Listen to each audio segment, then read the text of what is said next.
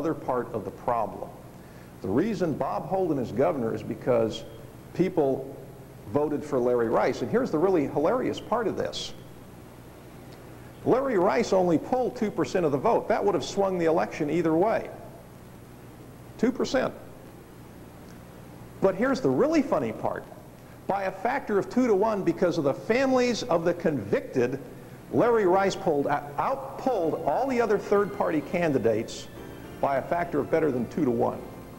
All right? Now, I know you're thinking, now, this guy's giving us a political lecture. Not so. What I'm trying to teach you is how to think. If I can teach you nothing else, if I can teach you how to think, there's no reason for you to stay here for any great length of time. And I'll get to that here in a minute.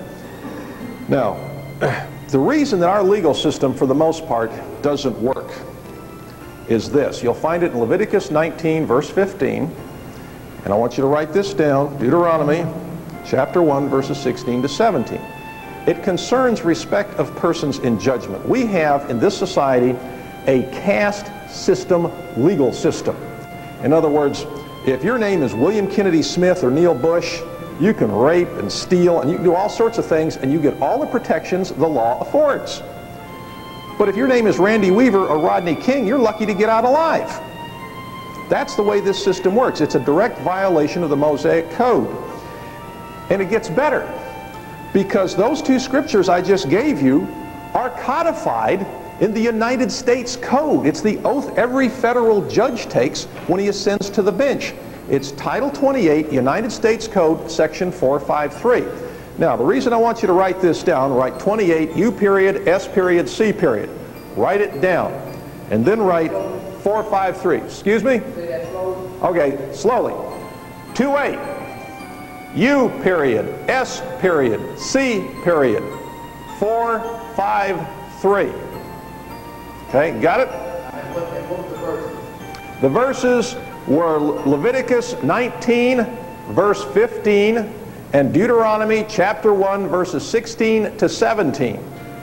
This is, you're welcome, this is codified in the United States Code. Now, the reason that I want you to start off with this, because I don't want to hit you with information overload, is when you're dealing with the federal system, and some of you are going to get there, what you have to realize is that the 28 is the section. In other words, there are 50 sections, 50, in the United States Code. It goes all from Title I, Title II, Title III, and so forth. A lot of it is not going to concern you, but the ones that do, you need to know which title you're looking at.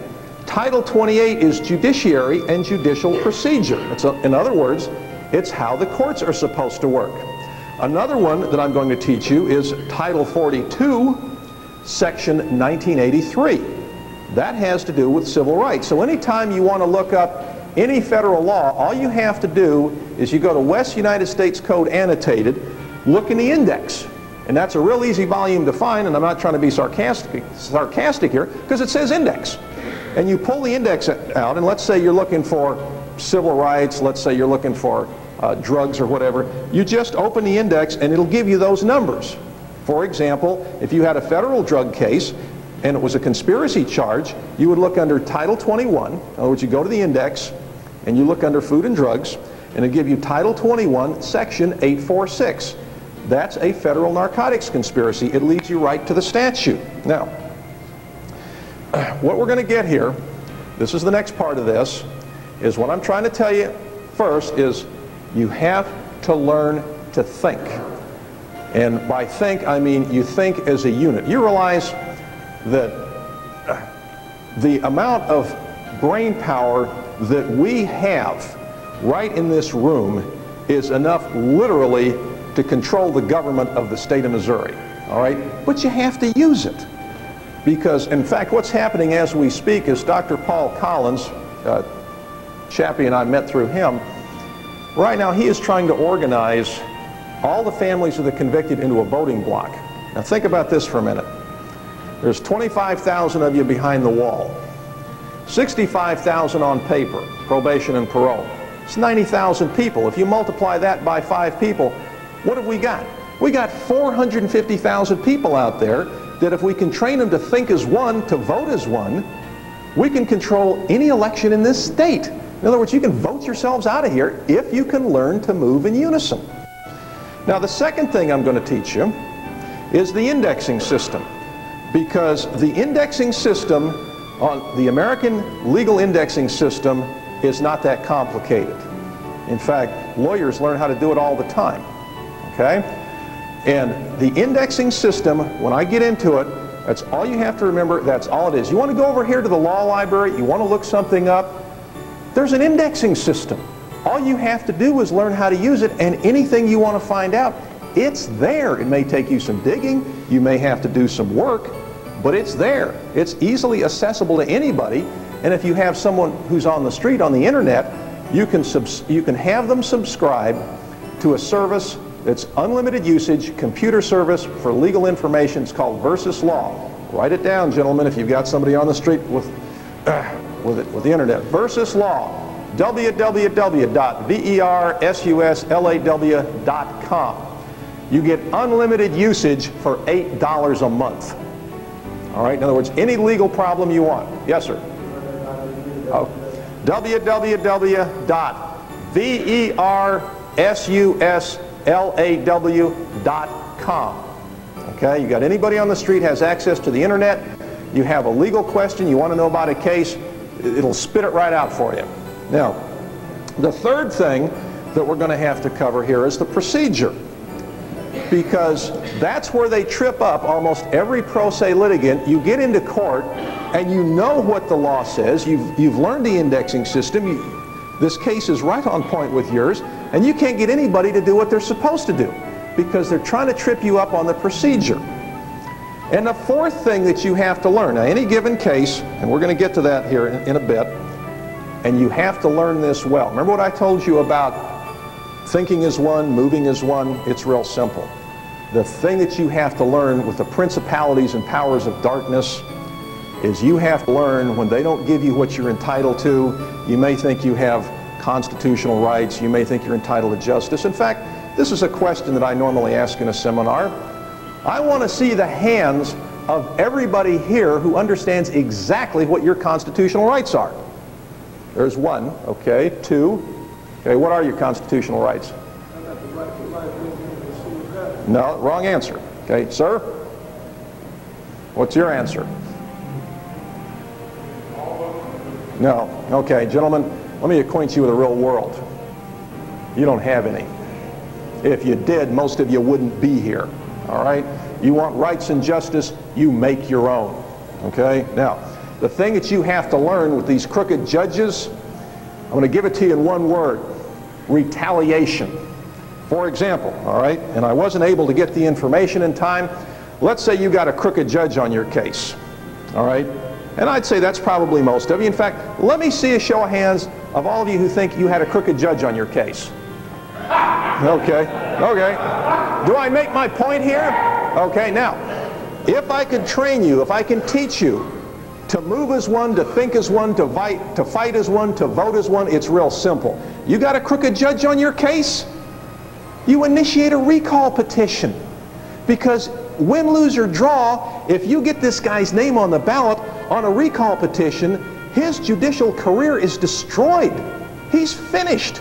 Nobody's ever going to promote him to anything. No politician is going to want to go to bat for some dirtbag in a black dress who had his name on a recall petition.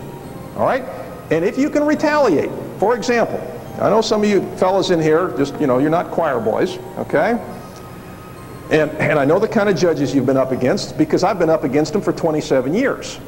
But let's take this judge. And you put him in a chair and you're sitting across from him, and this particular judge, you can't reason with him, you can't get him to understand you're another human being, you can't get anything out of him, all right? He just doesn't listen. Now let me ask you this. If you had the same judge and you strapped him to that chair and you took a pair of pliers and you started squeezing one end of his little finger, how long do you think it would take him to recognize the point you're trying to make? It's the same thing here, gentlemen. You know, these people do not understand, these magistrates, they do not understand that people like us are human beings. To them, we're just things that have to be shoveled into the judicial meat grinder. Okay, now, let's see. Something else I want to address here. And I cover this every Saturday on my radio. I always get some idiot who calls up who says, oh, lock them up, throw away the key, and treat them like animals. And of course, the perception some of these morons have is that all you guys are living in the lap of luxury. You have color TVs in your cells, you have cables, you have thick plush carpets, and of course, the living conditions here are better than Ramada Inn.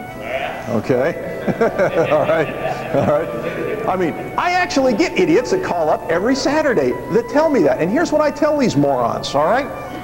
It doesn't matter what kind of conditions you've got. I notice none of these clowns are volunteering for this place. Like I tell them all the time, hey, you want to go up there and live in the lap of luxury? I'll tell you exactly how to do it. Which kind of crime would you like to commit? Okay? All right, now. 85% of you here fall in one of these categories. You're innocent. In other words, you actually didn't do it. Okay? But then there's another couple of categories nobody considers. You're being punished all out of proportion to what you did. Why should somebody give up 5 years of his life for a $300 bad check? In fact, Tony Anderson here, he's a friend of mine, he's also a lawyer, has a girl named Pam Hollinger. She's a paralegal. I've been training her for the last several years. She went to work for Tony. She's still going in and out of the pound because of a $300 bad check she wrote in the mid-1990s. This is ridiculous. You don't punish people all out of proportion to what they did. Then the next thing that people are doing time for is laws that the legislature never should have passed in the first place. I mean, you get these people up here who know absolutely nothing. They've never done time. They've never been on the street. They've never had to sleep in the back of a parked car. They've never been hungry. They don't know what it's like to be out in the rain with no place to go.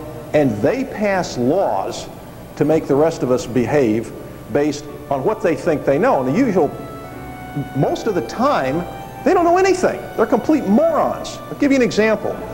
I was at a town meeting for my state representative, a guy named Craig Hosmer. Some of you may have heard of him. Completely useless, all right? This guy at his town meeting, I think there was like 9 of us show up. And he had this whole idea about giving police powers. He was going to introduce it as legislation all over the state of Missouri to give literally draconian powers to every local county mountie.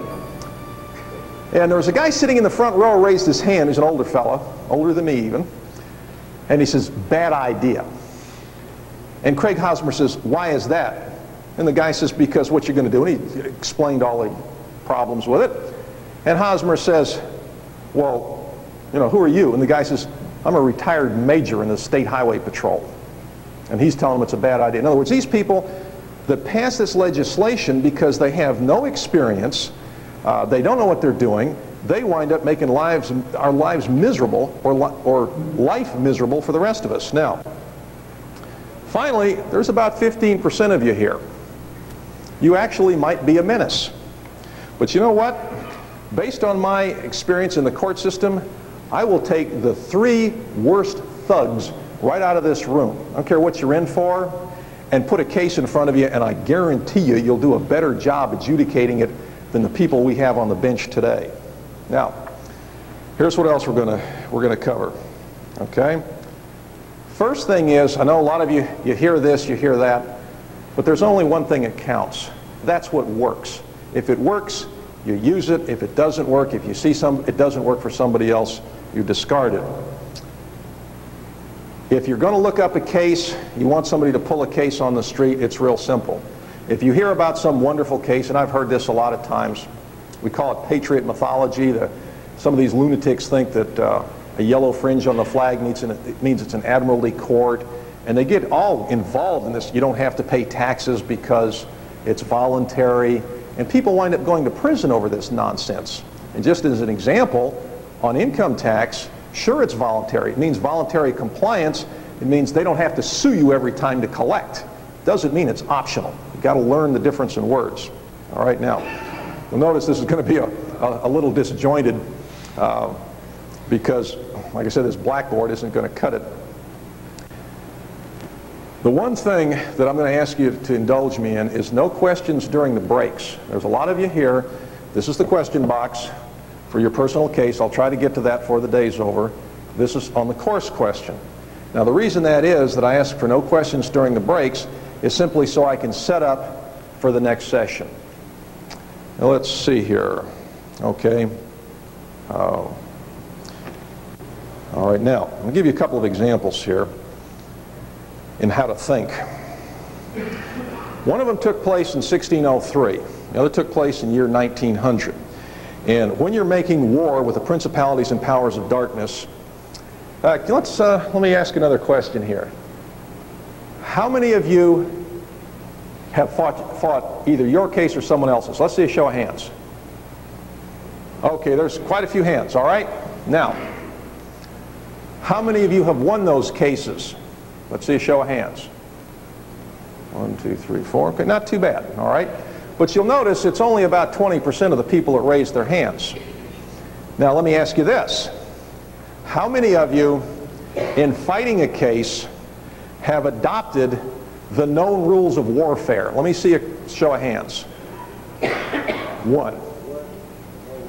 Okay, 2, 3. All right, there are 4. There are 4 people here who have adopted the known rules of warfare in fighting a case. Gentlemen, there's no other way to fight a case, because what you're up against in this court system, well, we'll get into that a little later, but I want to give you something to think about. The one thing you cannot do once you start a case, you can't quit. And I'll give you a couple of historical examples of people who quit too soon. 1579, the English had subjugated Ireland. And the Irish weren't objecting too much until some English idiot decided to go killing Irish peasants for some reason or another, and started a civil war in Ireland that lasted until 1603. Now, the Irish were basically getting their clocks cleaned because they didn't know modern weapons until about 1590. There was a guy named Hugh O'Neill. They called him the O'Neill. And Hugh O'Neill was, this is the guy that taught him how to fight in formation, how to use muskets, how to use artillery in support, that sort of thing. And for 13 years, this guy fought the English to a standstill. So approximately April of 1603, he's down to like 2 regiments, and he's thinking he's got no way to win. He's been fighting this war for 13 years. He's outnumbered, he's tired. So the British government offers him safe passage. Him and his fellow officers, the Irish nobility, offers them safe passage if they want to retire to Italy. So he says, okay. 30 days later, Elizabeth I died. She was the one responsible for the subjugation of Ireland. James I took the throne. James I didn't care a thing about Ireland. If Hugh O'Neill had held on for another 30 days, Ireland would not have had another 7 revolutions since then, the last successful one being about 1922. Give you another example. Years 1900, during the Boer War, the British had an army on this side of a river, and the Boers had one on the other side. The Boers had 40,000 men. The British had artillery. The Boers had Mauser rifles. Now, here was the difference. The British were pounding the Boers with artillery. Well, Boers had no way to fight back, but then every time the British infantry tried to come across this river, Boers just mowed them down with 8mm Mausers. This nonsense went on for about 3 weeks. So finally, Piet Cronje, the Boer general, there's 20,000 men there. It's half the Boer army. He says he's going to surrender. And there was a cavalry general named De Wet who came in and says, no, you don't have to do that. I can take these guys out at night, 200 at a time. Nobody will know it. We can maintain our army intact. Piet Cronje says, no, I'm just going to surrender. It's hopeless. So he surrendered. 70 years later, a guy named Thomas Pakenham is in the British War Office, and he's looking at these records, and there's a memo. When Piet Cronje surrendered, the British had taken so many casualties, they were within 30 minutes of pulling out. So what I'm telling you is if you start something, you finish it. Because if you don't, what's going to wind up happening is if you get halfway into a case, you don't take it all the places it can go, if you don't retaliate, in other words, if you don't let them know you're serious, then the next guy who comes in behind you is going to get the same treatment, only it's going to be a little worse because they figure, it's pro se, he's going to give up. Now, Another thing you need to consider here is what you're here for in this prison. Now, when I got locked up, I thought, oh, geez, I'm here because I was stupid. All right, they caught me. I had no idea that I had done anything that severe. I mean, they should have cited me for littering and sent me home. But what are you here for? Are you here for punishment, or are you here for instruction? In other words, that's your call. Right now, you're in the finest law school in the world. There's no phony cases here. There's no moot court. There's nothing made up. There's no case that's already been decided. Every one of you here has a real case. Every one of the guys in the next cell has a real case. If you want to learn, and this is how I learned 27 years ago. I didn't learn by going to law school and reading a law book and saying, okay, that's supposed to work this way, because it doesn't. Because most of the time you read something in a law book, it tells you this is the way it's supposed to work, till the judge gets to your case, and then you find out there's a whole new set of rules. All right? Okay? Okay. Now, again, what I'm going to do is I'm going to give you some historical lessons here. And I know that it may seem a little redundant, but there are certain principles I want to illustrate. And if I can get you to think, in other words, if I can teach you to think and then teach you the indexing system, the procedure, the retaliation, and when it comes to retaliating against a federal judge, gentlemen, I can say in all modesty, I'm the best there is. Okay? And I'm going to show you exactly how to do it. I'm going to show you how to create the legal equivalent of a hand grenade that you throw in a judge's lap. But first, let me give you a couple of examples about people moving in unison. Actually, more than a couple, but there are some there's some principles here that you really need to learn, because, again, gentlemen, you need to repent. Repent does not mean to grovel. It means to change your way of thinking. The first is, how many of you follow football here? Okay, a lot of you. Now, how many of you have seen a flying wedge used in football in the latter half of the 20th century? Anybody? You know why they're outlawed? Because when you put 11 men like this, there is nothing that can stand in their way. Bones break, skulls are crushed. I mean, when they originally used the flying wedge in football, they had to outlaw it, because the minute you have a bunch of people moving like that, a bunch of 200-pound men, you literally have a force that weighs 2,200 pounds. And nothing can survive it. It's the same way if you learn to move as one, to think as one, to fight as one, to vote as one. Now let's go back to 900 AD, Alfred the Great. Now Big Al was my kind of a guy, because history books tell us that in a single year he hanged 44 of his own judges. In other words, this guy knew how to run a legal system, all right? But then England had a series of weak kings, so that by the year 1066, 80% of the population had been reduced to the status of serfs and slaves. And if the system that we have isn't reversed and corrected, we're going to be in the same boat. By the middle of this century, there's only going to be two classes of people in this society: guards and prisoners.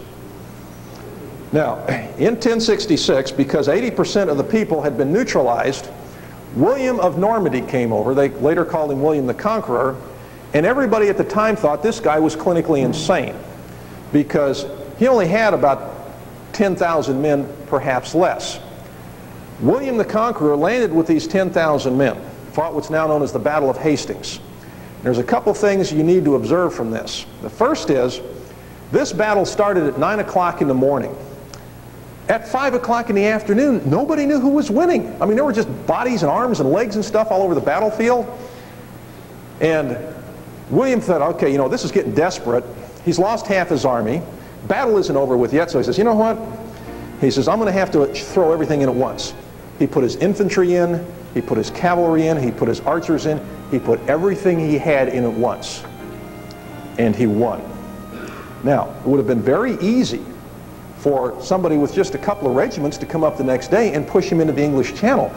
But it didn't happen, because 80% of the population didn't look at him as an invader. They looked at him as a deliverer. And the reason was this, and I'm sure a lot of you can relate to this.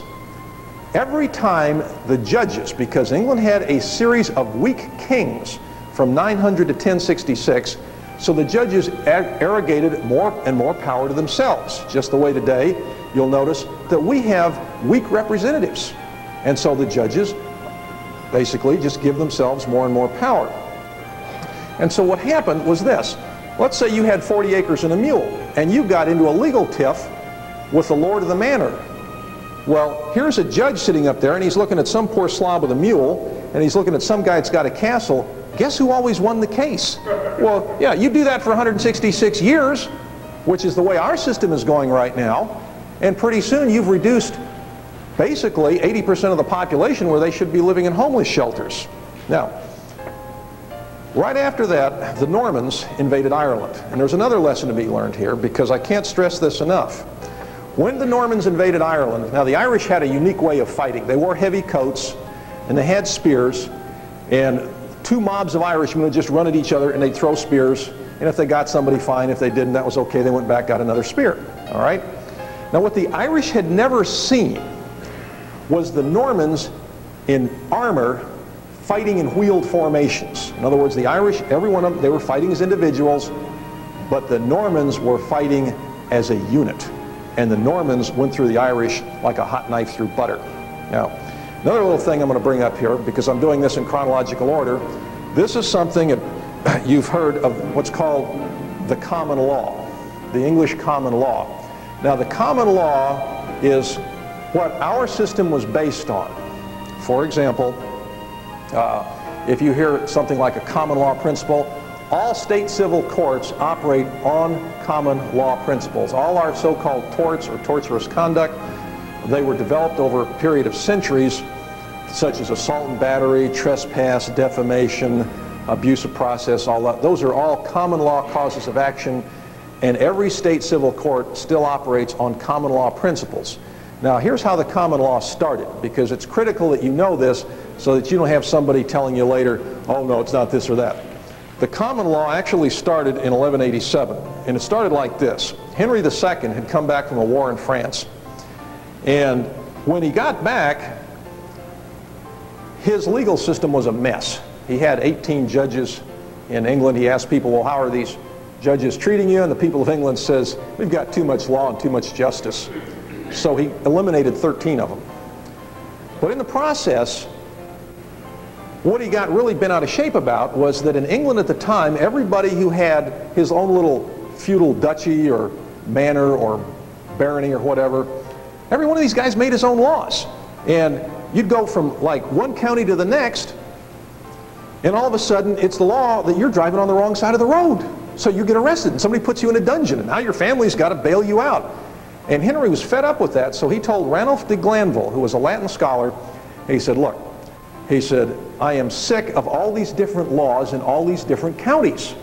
So what I want you to do is I want you to write me a book that has the laws common to all of England, and nothing else is going to be a law. And that's where we get the expression common law. And the common law was built on that foundation from 1187 all the way up until 1789. Our Constitution is written in the language of the English common law. Numerous court cases will tell you that. If you find out what something meant at the common law, you will also find out what it meant when the Constitution was written. Now, let's go up to 1215, Magna Carta. You've all heard of it, the Great Charter of English Liberty. Anybody know how long it lasted? Okay. The Great Charter of English Liberty, signed by King John, and the funny part of this is that of the 2,000 men there who were at the signing of the Magna Carta at Runnymede in 1215, 90% of them couldn't even write their own name. There were only 10% of them literate, and that includes King John. He had to make his mark because the guy was illiterate. King John repudiated Magna Carta 90 days later. It was in effect for 3 months. And it wasn't brought back until years later when another English king needed some money, and Parliament says, no, you got to resurrect Magna Carta, or you don't get anything. Now let's go up to the year 1275, because this is another principle that you really have to understand to see why this court system doesn't work. Edward I, some of you may have seen the movie Braveheart before you went down, and he got some pretty bad press in that movie, but he wasn't all that bad, and quite frankly, William Wallace wasn't all that good. But he enacted what he called the Statutes of Westminster, and one of the things that he enacted in those statutes was this, that everybody is equal before the law. Because a lot of these so-called tyrants and monarchs and despots, they understood that the government that you come in contact with the most is the court system. I mean, I'm sure I can see a show of hands, most of you.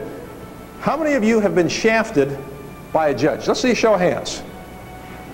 Okay, what, no exceptions? All right, now, how many of you have been personally shafted by a state representative? Let's see a show of hands. 1, 2, 3, 4. Okay, what is it, 10%? All right. Now, when I say you were shafted, do I mean personally, or he just didn't do his job? Let's eliminate a state rep who didn't do his job, because that's most of them. Now let me see a show of hands where a state rep went out of his way to shaft you. Let's see a show of hands.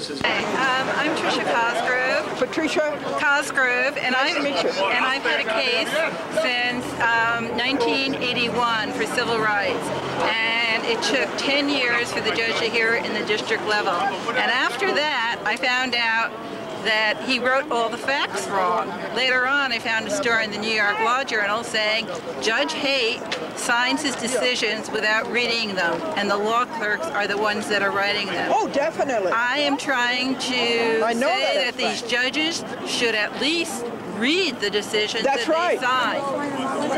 My uncle did not defend Pearl Harbor to allow judges to ignore U.S. laws. Good for you. Yes. And also, older women live in poverty because judges refuse to enforce Title VII laws. They refuse to enforce Title VII laws. What are they, Title VII laws?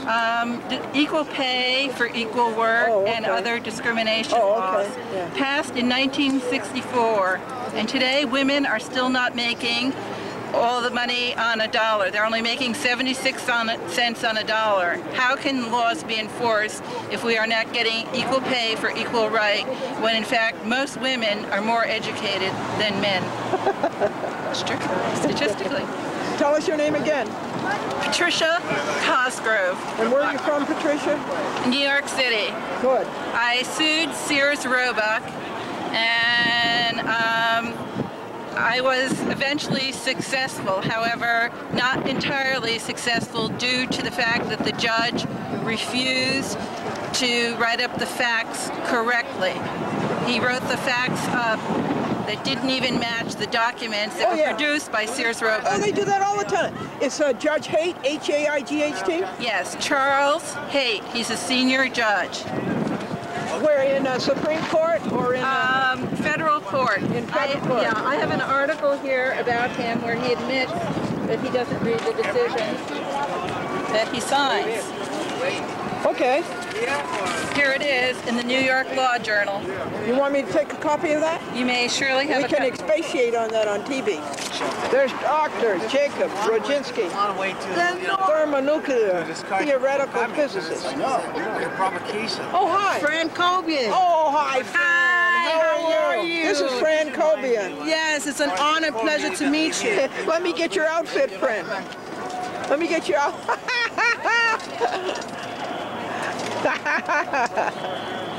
Fran, when I come back, we'll interview you. Good for you, Fran. Justice. Basically, we have to identify all the judges, the ones who have engaged in judicial misconduct. Yes, that's all of them. And there's, well, yes. And we just have to do our due diligence to, you know. You're right. You're absolutely right.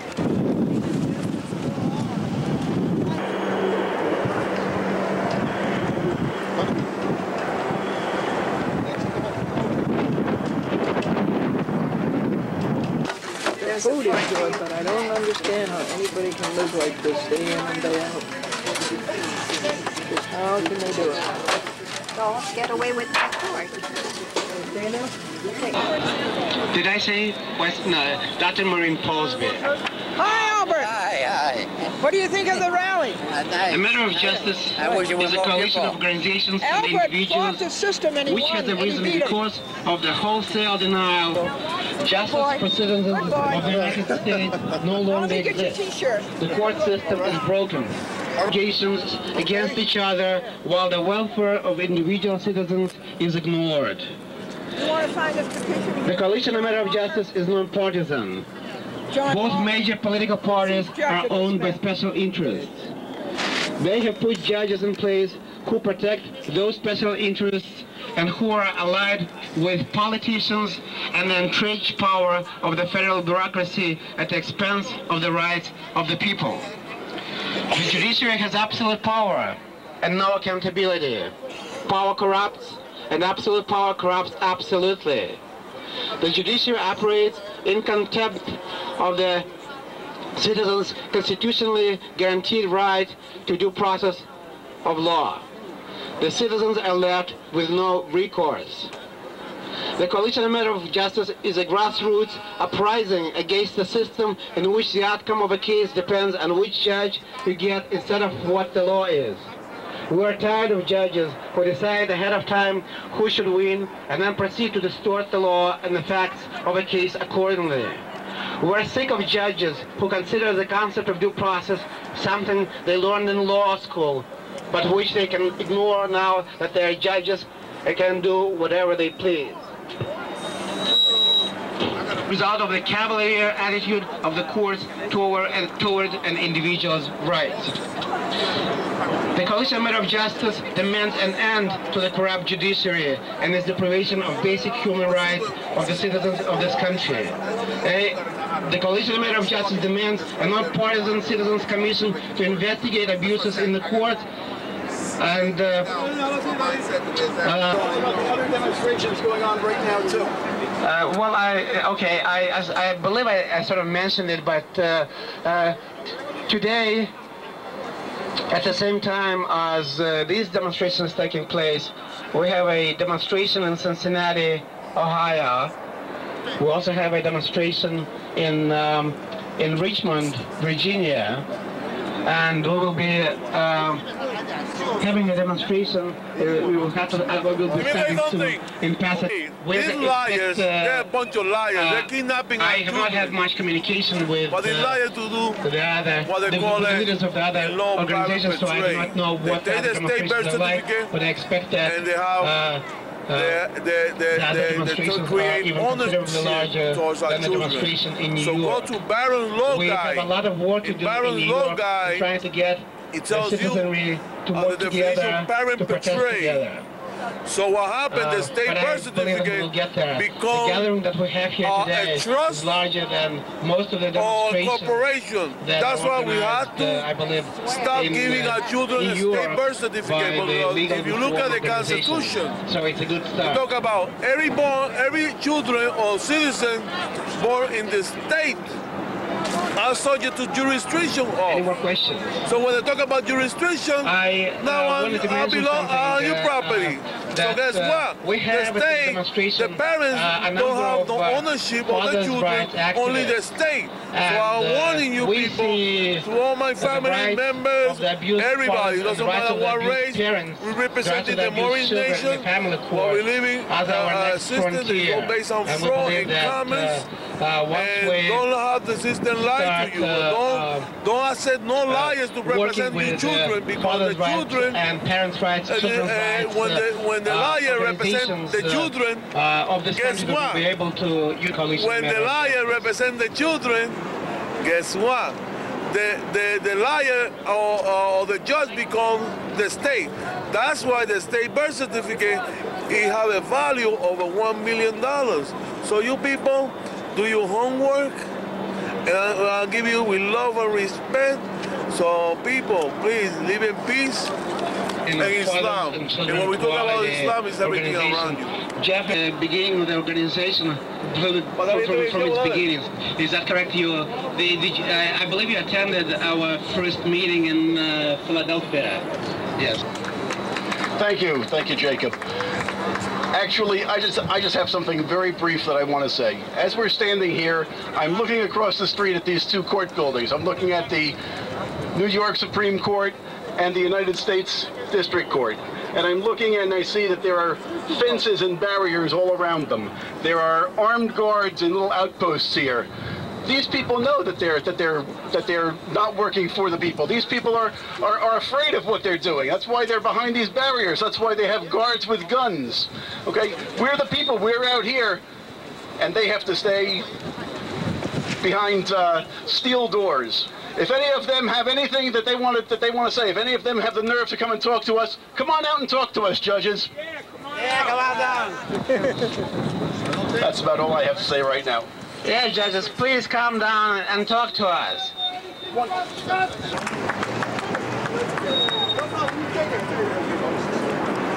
To be here today. Actually, I feel fortunate. No materiality of the matter that was presented. I was brought before the court with the action itself was one that had cause to be vacated. There was a motion pending to vacate.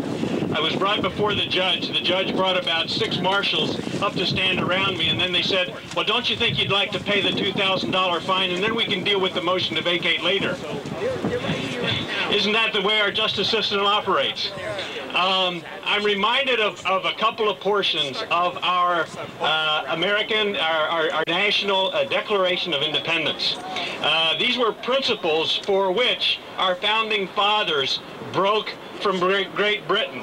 These were a list of grievances that our founding fathers had of Great Britain at that time. And there are 2 brief portions that I'd like to read. Our declaration, after beginning with some very good and interesting and valuable introductory paragraphs, continues with listing several short paragraphs of grievances of our founding fathers against the King of England. And there are two paragraphs particularly that I'd like to read. It says, he has made judges dependent on his will alone for the tenure of their offices that we're seeing today. The next paragraph that I'd like to read is, he has erected a multitude of new offices and sent hither swarms of officers to harass our people and eat out their substance. Does that sound familiar? Are we seeing some of the same things here today that our founding fathers complained about Great Britain? In my experience, we have. I have had 5 cases before the U.S. Court of Appeals here. Very substantial, very meritorious. They've all been dismissed for excuses. Now with some of them, I do have opportunity to represent, and I will at the right time, but we all need support. We need each other. That's why we're here, to develop a coalition, an alliance, a support group. And we get a lot of information, a lot of good legal references, and people to be advocates. And I think we can do a lot. We have a good group of people here. It's a group that's growing, and we can do bigger and better. It's a great start, and I say, let's keep it further. Pro se Have you say, because pro se litigants are really where it's all about. They are the ant on the back of the elephant that really is annoyed with us, basically. And they just keep swatting at us, but we are many of us. And as long as we're professional about what we're doing, they should never really treat us as some... You gonna film me while I do this? Okay, I guess, keep the sun at my back. No, at your back. Keep the sun... Albina, no, keep the sun at your back. Right, the sun... Yeah, I'm speaking to them, but then you won't get a good picture if you know what I mean? 3, I had an occasion to wind up in that place right there, which is 100 Center Street. It's called the Tombs. Falsely arrested, maliciously prosecuted, selectively enforced against. And I went into a law library and started to study. Found out how people are being misled, misinformed. Was acquitted on this case and came out, tried to sue the judge because I had an immunity. Wrote a motion for what's called selective prosecution, never got heard. My lawyer, who I must admit was a very intelligent man, didn't push my selective prosecution motion, just sat there. But he was a brilliant trial attorney, won the case, although he could have won it easier. Came back, tried to get records, couldn't get the records. Started running into people who were doing their own cases because they couldn't afford attorneys, or if they had started out paying their attorneys, they went broke because their attorneys weren't vigorously representing them. As I went on, met more people, and I realized that nobody in the courtroom, because court TV is only covering the major murder cases, your sex cases with celebrities, but they're not covering the cases that happen over here at family court. which I'll be done in not even a minute. 30 seconds and I'll be I'll do it. But right now I gotta serve me and my process server if we attempt 24 channels. 24 channels, 34 channels. I believe that's what, cable access? Yeah, Manhattan cable access. All of them. And she's going to address the group here with reference. Oh, with reference. About the judge who found that half of his income was unearned. And why do they call judges' offices chambers? That's where they sleep. The lawyer said to the judge, I want a new trial on the basis of new evidence. And the judge says, what's the new evidence? And the lawyer said, I just found out my client has another $10,000. Here you are, thank you. Jinka says, Oh, yeah, you see that. Instead of either those. Good going, Elena. And she's going to address judicial accountability, of course, because she's from that organization. Well, successful event. Under the direction of Jacob Brzezinski, Matter for Justice, that this is not so, that we know very well what is going on, is by bringing together the evidence of abuse and corruption. What the Center for Judicial Accountability does, and that's the organization of which I am the co-founder and coordinator, is to bring together people who care about issues of judicial selection and discipline in particular. We focus on these essential processes, which by and large take place behind closed doors.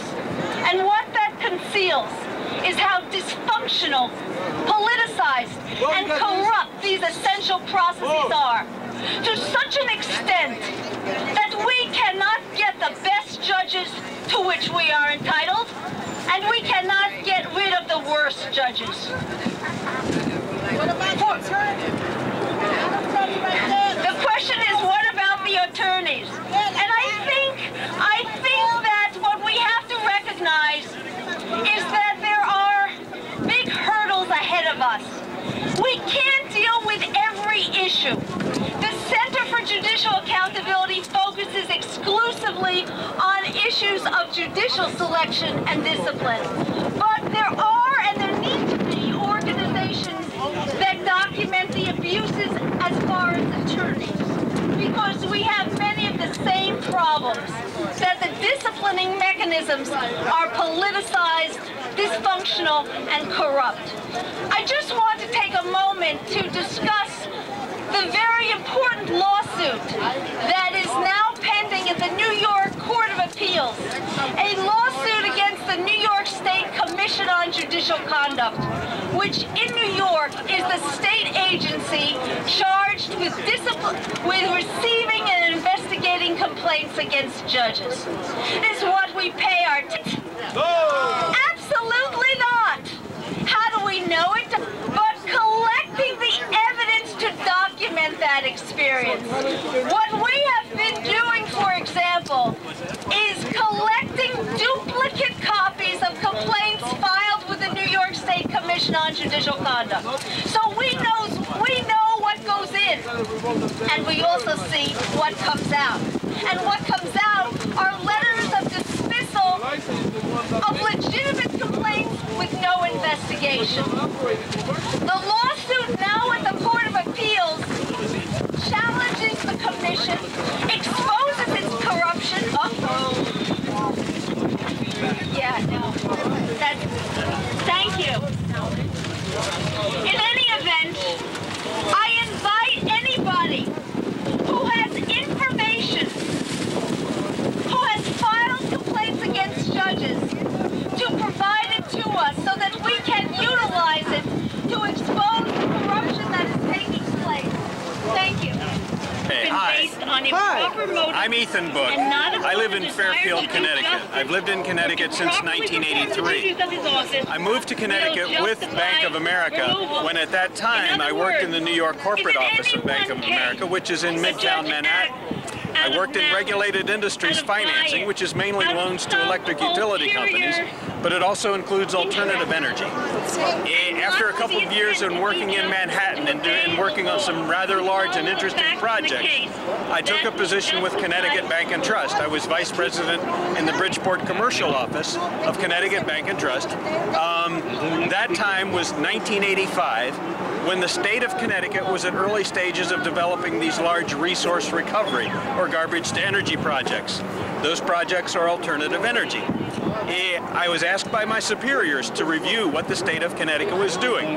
Over a period of several months, I did such a review. I had warm contacts with engineering consultants, specialized engineering consultants and investment bankers, and I was in the position to get information, and I did a good review. And very quickly I saw some problems. For example, with the then proposed $300 million Bridgeport Resource Recovery Project. When I brought my observations to the attention of my superiors, I was quickly and harshly fired. In other words, I stumbled on a political sacred cow and I became a whistleblower. Because that was livelihood related, I began to pursue some matters in requests for information pursuant to the Freedom of Information Act and the courts, and I have been in a 17-year saga in dealing with this, have gotten some information which really begins to open up a can of worms. And through the courts, for the most part, though not totally, I've been simply shut out of the courts. However, recently, with the national media reporting of the bankruptcy of Enron in December of last year, there followed that very quickly media reporting in Connecticut and in New York about an unauthorized $220 million investment of the Connecticut Resource Recovery Authority in Enron. All of a sudden, people who were discounting things that I was saying, concerns that I was saying, have been now looking more seriously.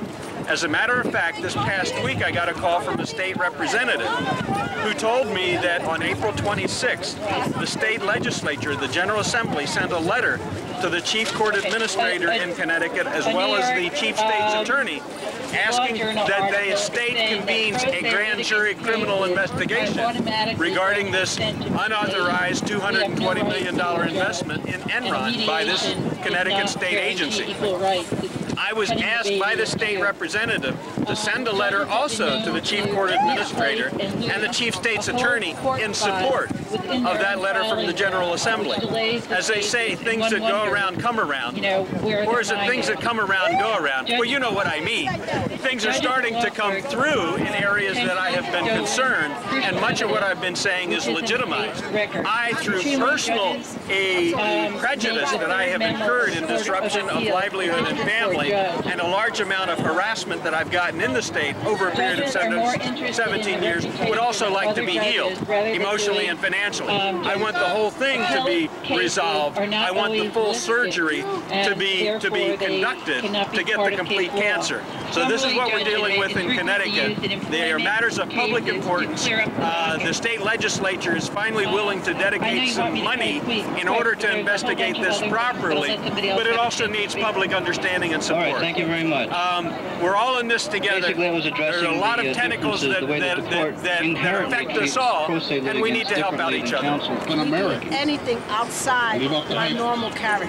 Now she's standing there like nothing. What is our mission? AMOJ has to I will continue being above the law. Even though you took the mic and you talked about how I stole thousands of dollars from you, it doesn't matter because I'm going to keep stealing thousands of dollars from the public. I'm going to continue to violate the written law because I'm above the law. That's disgusting. The termites of the Constitution.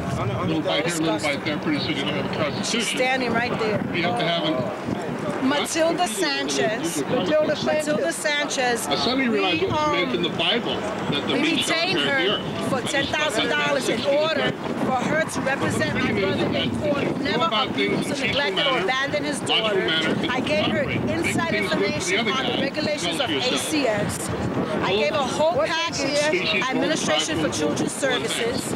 She said that she would help my brother. She understood that it was a conspiracy case against me, that they would not allow my my brother to get custody of his daughter to spite me, but yet throughout the whole time she was representing my brother, she misrepresented my brother and myself. We filed a complaint against her for misrepresentation, failure of good faith, not being competent for any other proceedings in the case. We sent it to the Judicial Review Board. We even had her on tape. They threw everything out. Now she's walking around like she's above the law. She sees that we have this demonstration and she continues to just stand there like, so what? You can have these demonstrations, but I'm going to still get away with murder and violating the law. And you need two kinds of people. You need warriors and you need judges and more pacific kinds of people. So that's what we need to start forming educational organizations almost paralleling the current legal educational system rule breaking attention. And let me, as my sort of final chapter, name some other organizations that sort of support this approach. First is the Judeo-Christian tradition is one of argument and discussion.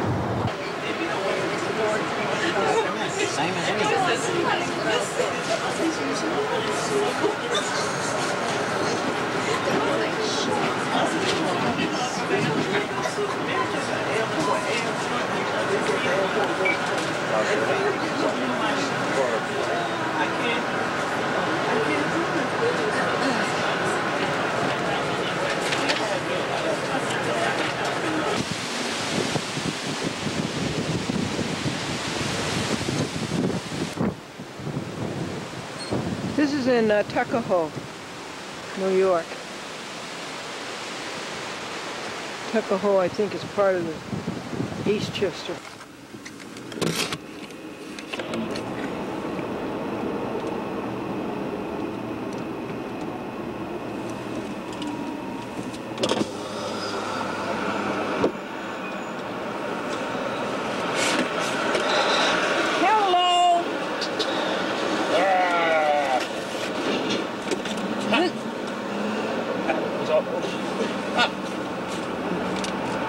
May I please have a receipt? Where'd you get that one from?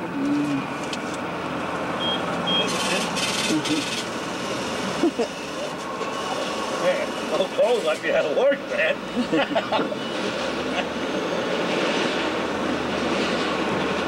He enjoyed the whole thing. Citizens Against Tolls. Visit our website. We hate tolls.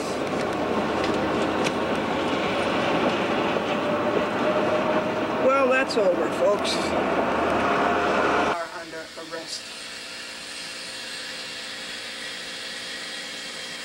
Ambush. Deceit. Misrepresentation. Deviousness. Title 18, U.S. Code, Section 1001.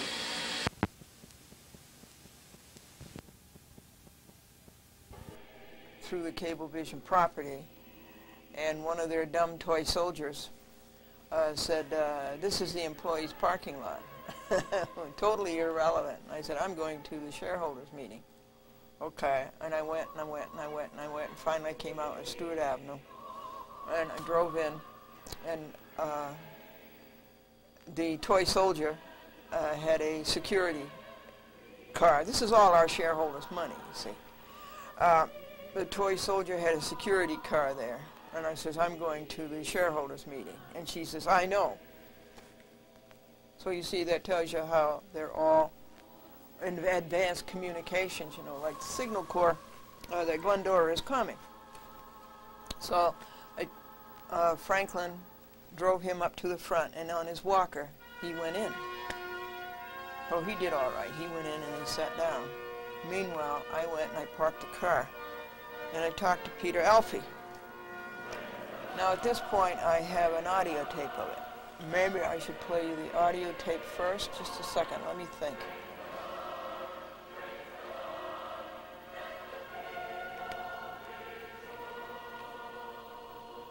So when I went to go into the door, here was a new toy soldier. See, they put in new toy soldiers because the old toy soldiers know that they will be sued again. And so they stand in the background, the old toy soldiers. So they put in new toy soldiers to get them sued, so they won't have to be sued, but they'll be sued.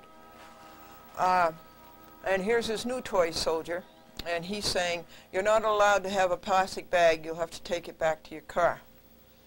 And was there signs anywhere along the roadway, the walkway, that you weren't allowed to have a plastic bag? And then I took out the contents of the bag, and it was this video camera, and it was the recorder. And I put them all, and I had my 2 picket signs, Fire Dolan and Dolan Cheats. And I had some other things, some vegetarian chicken pie boxes to show people that you don't have to kill animals to eat. And I had a flyer about a Christian woman who went out and helped soldiers and bandaged their wounds and cleaned them for them. So I put it all down on the pavement. And I said, okay, I'm not going back to the car. And if anybody steals that camcorder, Dolan has to buy me a new one. So let me get the videotape. As Werner Wolf says, let's go to the videotape. Let me get the audio tape, rather. So we'll play the audio tape, since the camera was taken away from us. June 4th, Cablevision Annual Meeting, 2002.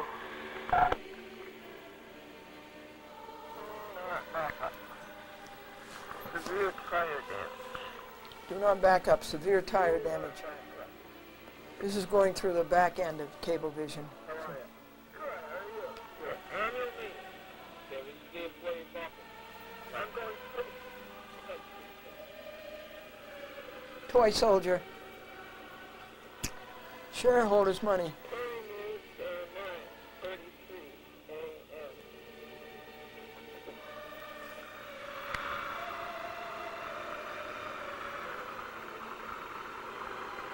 Going down Stewart Avenue, coming into the Cablevision entrance. I'm going through the shareholder parking. This is where Sue broke her wrist. Right here. Sue's wrist is all better, Marie said. Helen wasn't there.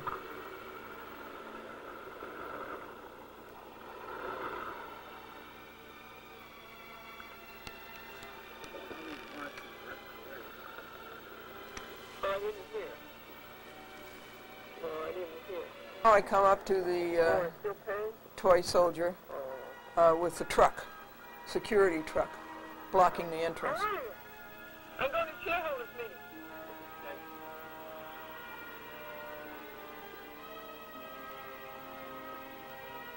And she said, I know.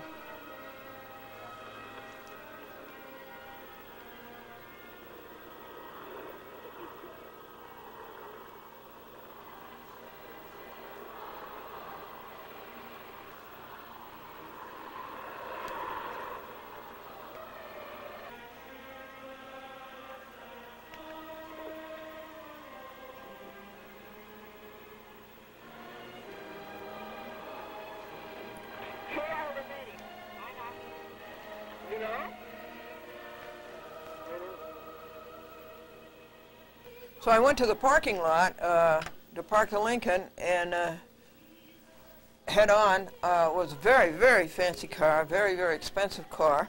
And a man got out, and he says, "You're just the person I want to see." He says, "You know all about public access. Can a 13-year-old boy be on public access, put his videotapes on public access?" And I said, "Certainly, as long as you sign for him." And I told him that the person he should see is Diane Bennett. And his name is Peter Alfie.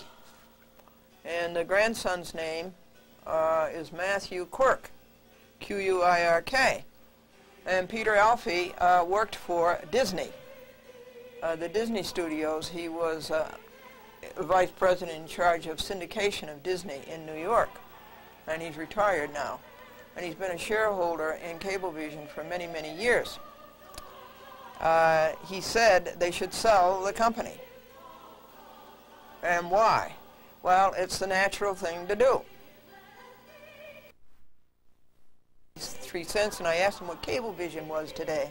It's gone down to $17.50. Over the weekend, it dropped $1. This is the time to sell, Dolans. Get out of it. You don't know what you're doing. You don't know how to run public access, and you don't know how to run a cable system.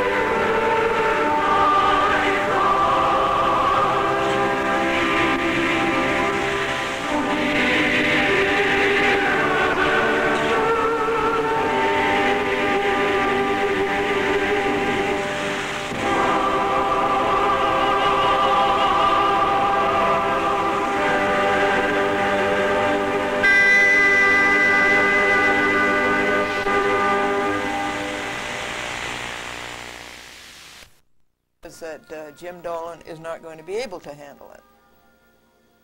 So he says it's a natural thing to do. He says it's like a mortgage. Time to get rid of it. So that is my opinion. Sell, sell, sell. So Peter and I walked together from the parking lot to the airplane factory. And we greeted at the door, as I say, you can't have any bags, any plastic bags. That was the first attempt. You'll be amazed at the dozen attempts that they made to keep me, a shareholder, out of the annual meeting. So 2 would be the plastic bag. First was trying to steal the stocks, which didn't come off. And 2 was no plastic bags. Good morning.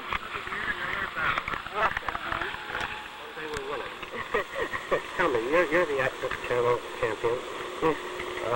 Can a 13-year-old boy who does video work get on? Sure. As long as his parent signs for him. How does he do that? You go see Diane Bennett. Diane Bennett. Yeah. Woodbury. Okay. You know where One Media Crossways is? Yeah, yeah. You do? Yeah, where the old Cablevision used to be. Well, yeah, that's still Cablevision. I mean, the old spot. Yeah. Okay, that's exactly where it is. Go see her. One Media. In One Media. Right. Go see Diane Bennett. Get all the information. Okay, good. Peter mentioned Adelphia. I feel very sorry about Adelphia. The Regas family spent their time, life, energy, and money to get that system going. And now they dipped into the cookie jar, and they're out of it.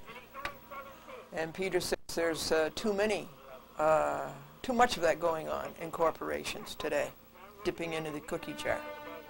So I'm at the door now, greeted by this hood, this toy soldier, Dolan. I'm not going back. I'm going to the annual meeting. Can't bring the bag in the Why is that? Why is it not allowed in the building? Why is it not allowed in the building? Why is it not allowed in the building? What's the security purpose? What are you afraid of? You can't go to an annual meeting with a bag. Okay.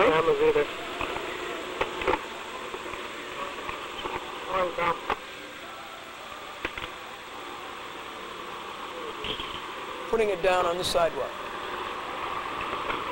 So if that camera's stolen, you're responsible. What's your name? What's your name? What's your name? What's your name? He works for me. Oh, that's your name? He works for me. Right. What is your name? That's Brian. Right there, see? Brian. Okay, so you didn't have to have a fight? Sorry? So you didn't have to have a fight? Brian is his name. That was Paul Ryan. He says he works for me. In Cablevision. Dolan imperialism. Dolan imperialism. They are so scared, folks.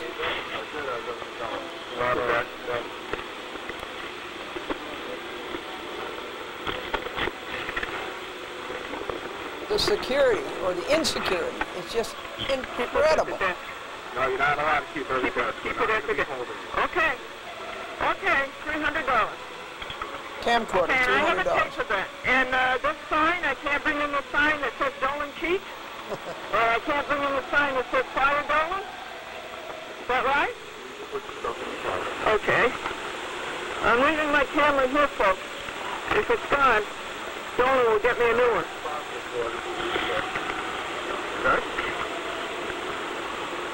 This is Gestapo Paul and Brian, and what's your name? Tom McKeon. Tom what? McKeon. M-C-K-E-O-N. McKeon. Okay. Tom McKeon. Lead defendant.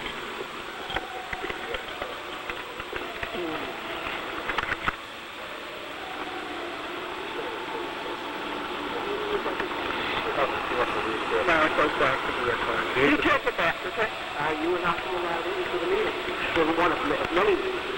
That's correct. Why won't I be allowed into the meeting? Hi, Marie. How are you? How are you?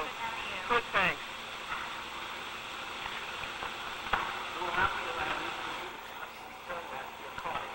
I don't see that in the rules anywhere. Well, this is silly Charles Former. Silliest person you've ever met. And he says you won't be allowed in the meeting unless you take that back to your car. That's ridiculous. If they're not going to allow a bag in the annual meeting, then they should have a place to check the bags, and they should give you a receipt. They shouldn't make you go back to the car. They should have had signs all the way along. And I said, I don't see that rule anywhere. He says, well, it's a rule. Now, that's Charles Former for you. Charles Former is the court jester for Cablevision. Okay. That's the new rule, Charles Former?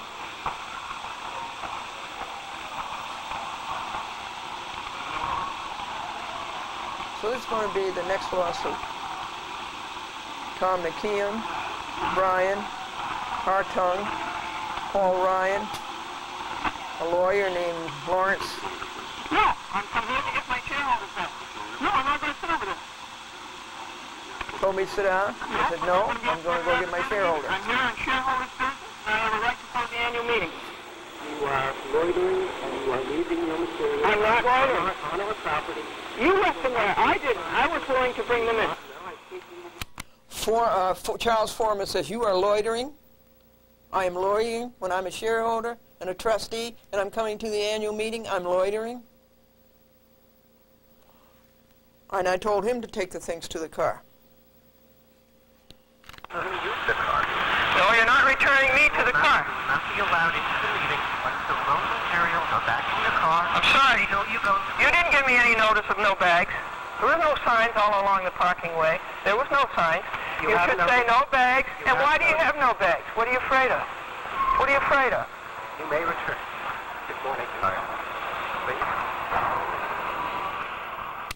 Folks, Charles Dolan and his gang and these hoods, these little toy soldiers, have abused subscribers so badly. They have abused shareholders so badly. They have abused public access so badly that they're frenetic. They're basket cases. They know everybody hates them. And they have abused them so badly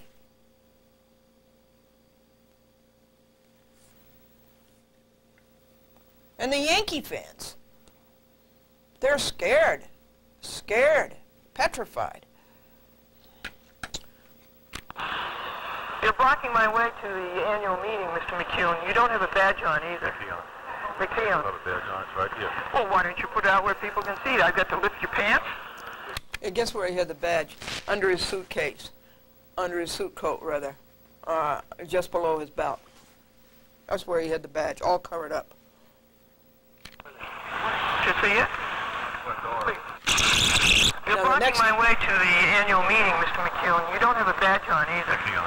McKeown. Not a badge on, it's right here. Well, why don't you put it out where people can see it? I've got to lift your pants? To see it? Glendora. Paul Ryan, Glendora. Company car that you go into. You don't have a badge on either. McKeown. Well, why don't you put it out where people can see it? I've got to lift your pants? To see it? Glendora. Put your stuff in the car that you go into. Well, we'll have to go through the other procedures. And what are the other procedures? Paul Ryan says, Glendora, take the bag back to your car and you can go into the annual meeting. And Charles Foreman says, oh, well, there's other procedures she has to pass. Can you believe this? Charles Dolan, imperialism, Gestapo in the United States of America. This is democracy? No, not with Charles Dolan. He's Napoleon. Mr. Foreman? We will want a photo ID. We will also want you to sign. Did you take a photo ID of everybody else? Yes, we are. And we will also like to have you sign the same document you signed last year. And what document is that? You know quite well what it is. Don't give me that runaround. What document is it? Name it. Once you get past the other procedures. What are you afraid of? Name it. I am terrified of you. Name it. You are so intimidating. Name the document. That's not the issue, how terrified you are of me. Name the issue. You are so wonderfully swift, talking into your voice recorder.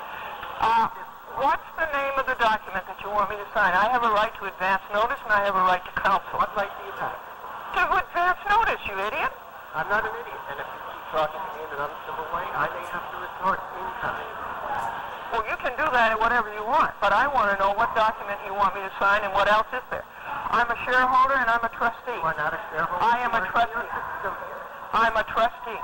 And I don't know who you are. Oh, you don't? No. You're getting dumber and dumber, aren't you? Well, my name is Glendora, and yours is Charles A. Foreman.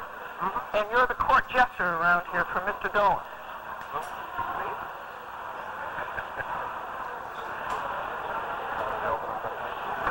Boy, we're getting more and more afraid. And I am going downstairs. Good. If not completed, you will wait here.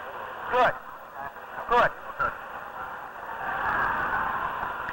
Okay, folks, I'm being blocked by Mr. McHugh, and the time is 9:53 a.m.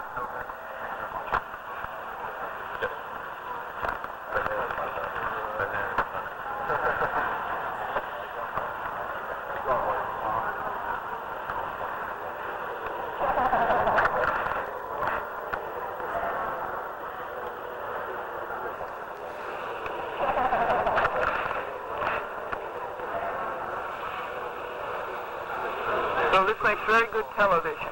This is cable vision, scared stiff of the things that they have done against the shareholders, against the subscribers, no Yankees games, and against the public access producers. Cable vision is scared stiff.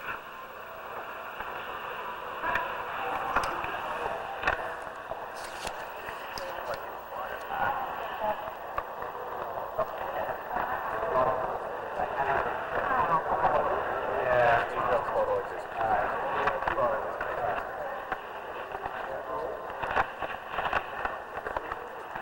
Ma'am, I'd like to have you have my literature. Thank you. I had written out my speech. It was 10 pages of the things that I was going to say to Charles Dolan. And I had made 10 copies of that. And as I was blocked going into the annual meeting and other people were coming in, I would hand out this literature. And I handed out so many of them that I handed out my own copy. So when I got to the annual meeting, I didn't have one to read. But I'll try to retrieve a copy from Peter Wunsch. He got one. And then I'll read it to you.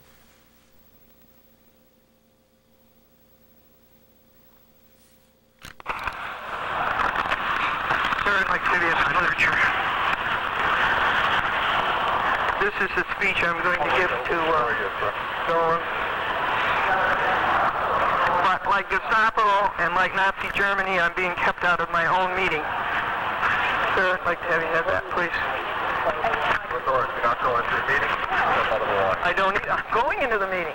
You're not going to the meeting. I am going to the meeting. And why do I have to step out of line? No, I'm... Crazy Paul, okay? That's actionable, Paul Ryan. You're not going to the meeting. Just a minute ago, you heard him say, if you are going to, take your bag to the car and go to the meeting. This is how dumb they are, and how mixed up they are, and how frenetic they are, and how confused. All because of their own mishandling of the public. Here. I don't think I am. Going into the meeting. You're not going to the meeting. I am going to the meeting. And why do I have to step out of line? No, I'm waiting here. I don't think I am. The traffic's going there, and that's another Traffic's lie. going right by me. Paul Ryan lie. Sorry? No, I'm not stepping out. I'm going to the meeting.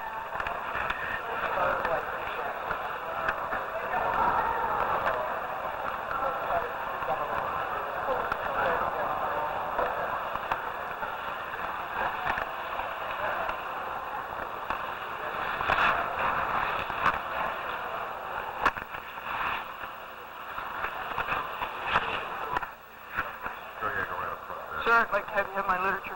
Thank you.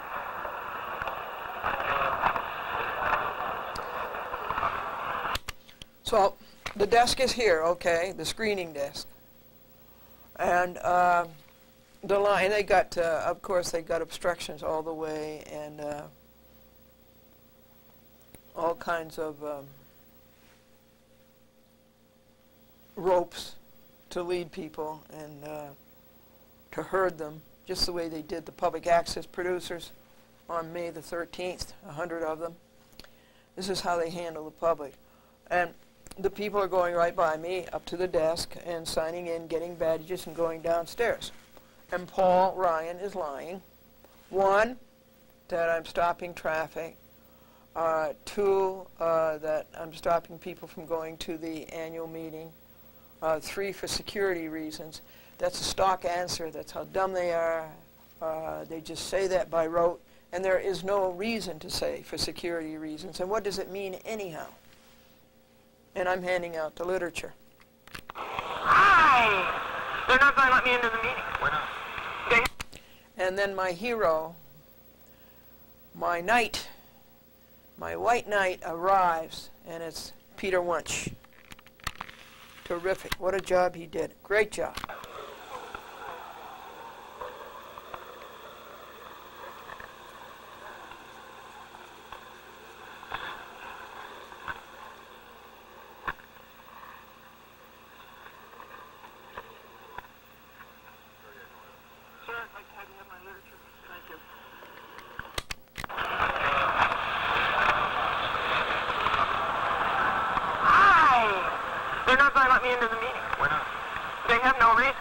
Because they said you can't come in with a bag, and my car is way out there, so I left my camera out on the sidewalk. Did you see it? Yeah, I saw something. Yeah.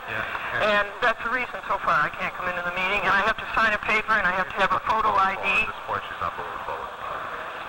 Right? Well, she's trustee of my daughter's college fund, so I need to know why you're not letting her in. Our attorney's right over there. I'll talk to her. Okay, I'm right here. Peter. Thanks. Peter goes off and says he'll talk to Charlie.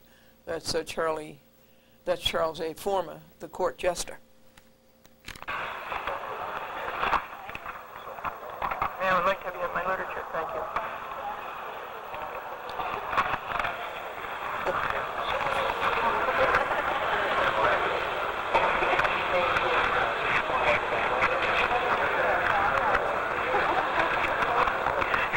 shareholder stocks. And anybody who has shareholder stock is allowed to go to the annual meeting.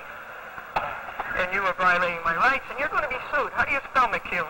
M-C-K. Show me your badge, please. I spelled it for you on your tablet, ma'am. That's all right. Spell it to begin. M-C-K-E-O-N. Just hold it up here so I can see it. Okay. M-C-K-E-O-N, Tom. And Paul Ryan and Charles Former are the defendants. Gentlemen, will you take... Thank you. Still handing out the literature.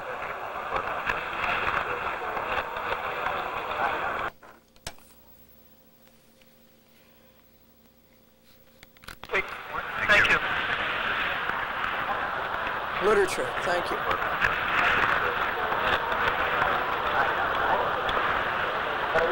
If she checks her bag there, why can't I check my bag there?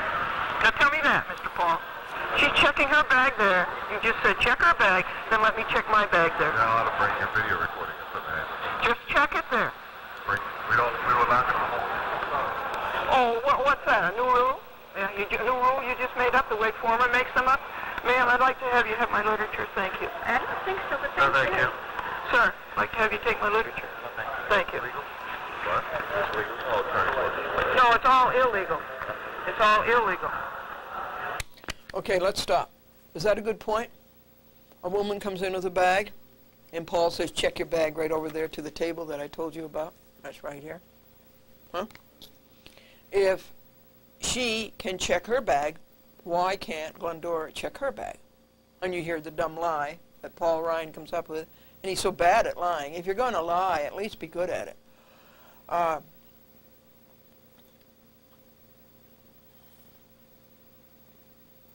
You can see that what came from Charles Dolan was everybody find every obstruction you can and find every excuse you can to keep Glendora from going to the annual meeting. We're desperate. Find every excuse you can. More coming. It's all illegal, and Charles Dolan and Mr. McHugh and Paul Ryan and Charles Former are going to be sued. Would you like this? Thank you. I'm glad you have a little courage. Pass out literature. Other people refused it. They were afraid of Dolan. Can't understand why people are so docile. Glendora, you need to get back out of it. Why? Please don't lean on that. Security, you need to get up. What's the security reason? Give me the reason. Glendora, what security is being endangered? See what I'm waiting to screw you up so we can make sure you don't go back. Just step on it. I'm not going back. I want something to lean on. Gentlemen. I was tired, okay? I wanted to lean against the wall, but they had this great big Cablevision advertising and always trumpeting the good things they do and always covering up the bad things they do. So I wanted a place to lean against, and I was away from the people. There was no obstruction. They could go by, go to the table. Thank you very much. See what I'm waiting to screw you up so we can make sure you don't go back. Just step on it. I'm not going back. I want something to lean on. Gentlemen. Lean on that wall. Thank you very much. Yeah. Thank you. You keep out of that. Paul says they're not interested, Glendora. That's a count, Paul. You'll be sued for that. What, are you afraid? You're afraid. Okay, Paul. Okay.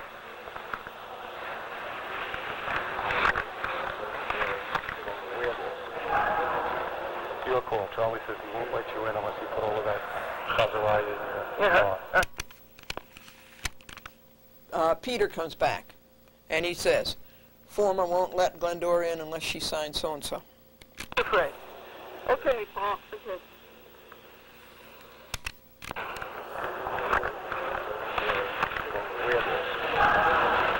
You're cool. Charlie says he won't let you in unless you put all of that copyright in How are you? Okay, how are you? You look good to me.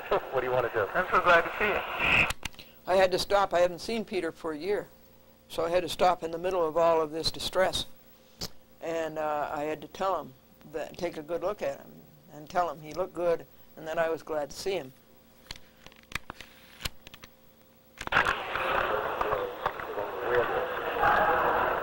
You're call. Charlie says he won't let you in unless you put all of that chazarai in your car. How are you? Okay, how are you? You look good to me. What do you want to do? I'm so glad to see you. He took a bag, a woman came in with a bag, and he checked it in there. Right. This is discrimination. Oh, in other words, he won't check. He checked. Yeah, he took a woman's bag and checked it in there. No, that's not it. Yes, he did. Video recording from receipts and put it on. So check it. You won't check it? So when you check somebody else? No, we'll look at the bag if there's something Hello, Thomas. wrong in there. They need to bring it back to the car. We're not going to...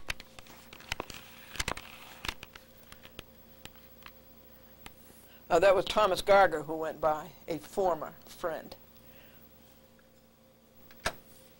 Hello, Thomas. They need to you won't check it? So when you check somebody else? No, we'll look at the bag if there's something Hello, Thomas. wrong in there. They need to bring it back to the car. We're not What video recording? It looks like it's a $2 disposable camera. No, it's not. Oh, it's not. She has a video recorder. Okay. All right. You want to put it? It's up to you. What do you want to do?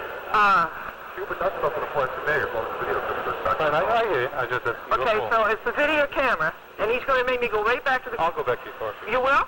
Okay. That's all. And, Okay, I'll put it in my car. It's quicker. oh, good. All right, let's get the rest of it. Franklin. That's all. The Gestapos won't let me into the annual meeting because I have a plastic bag. Leave it here and I'll take it when I come back. I'm running back out.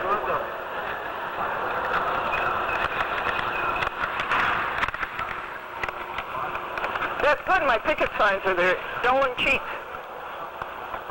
Okay. This one? Uh-huh. Just this? No, this. And Ryan says, well, that solves that problem.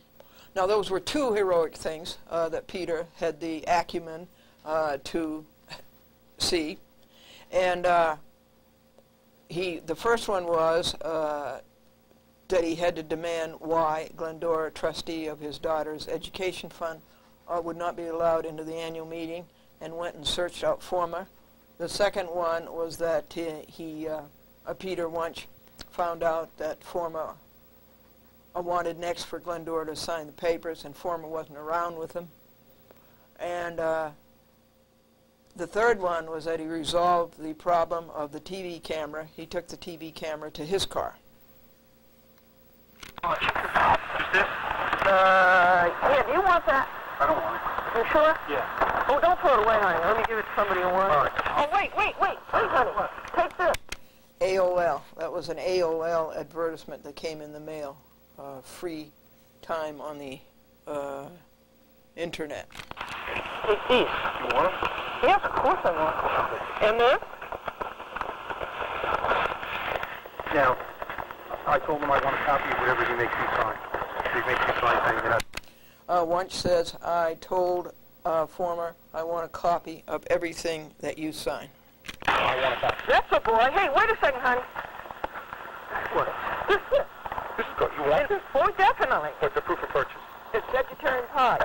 Yeah, what do you want? To show other people that they don't have to eat meat. That they don't have to what? Eat meat. All right. Peter disappears and says, we'll do that one another day.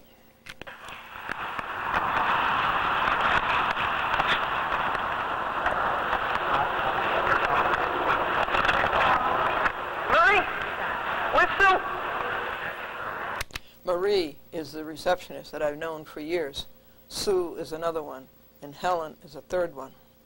When I wanted to know how they all were, they are sitting at the huge front desk at Cablevision Airplane Factory.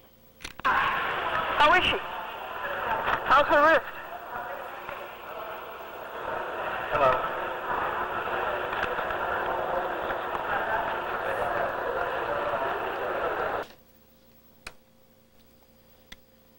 So Peter is running to the car, and I went back and stood in line again, and I asked the... He checked the woman's bag.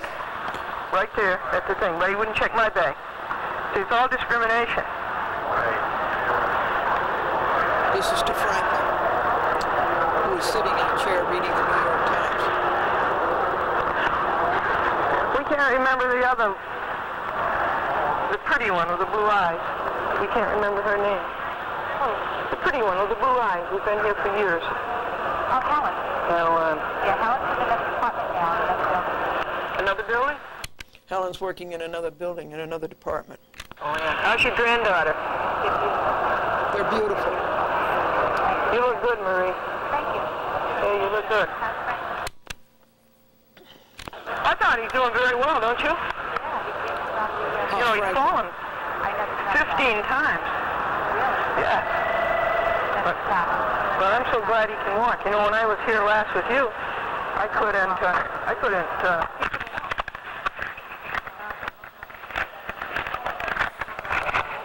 Thank you.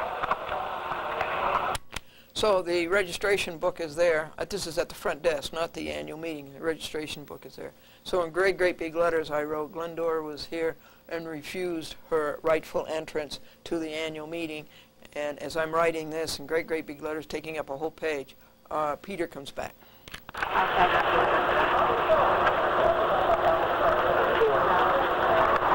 Charles knows that I'm a trustee.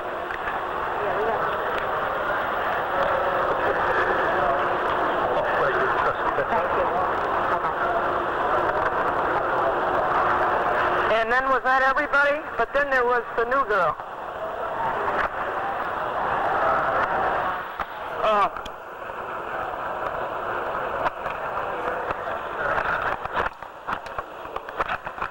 My copy. Where's my copy? Charles Former shows up with the thing he wants me to sign. It's outrageous. You want to hear it? It's outrageous. Wait a second, I'll go get it. Here it is, folks. Clear the screen. The undersigned Glendora affirms that she will comply with the rules and regulations promulgated by Cablevision Systems Corporation. It's outrageous. They're a bunch of pole climbers. Regarding the conduct of the shareholders' meeting. In furtherance thereof, Glendora warrants and represents that she will not employ, use, conceal, nor carry any audio, video, digital, or other recording device, nor have I instructed anyone acting on my behalf to record the meeting of shareholders of Cablevision June 4th, 2002. They jumped from the third person to the first person, which is how idiotic and ignorant they are. I make this statement voluntarily, of my own free will and accord. I agree that this statement shall not be subject to revocation or rescission. Glendora. It's all, you know, it's all meaningless anyway.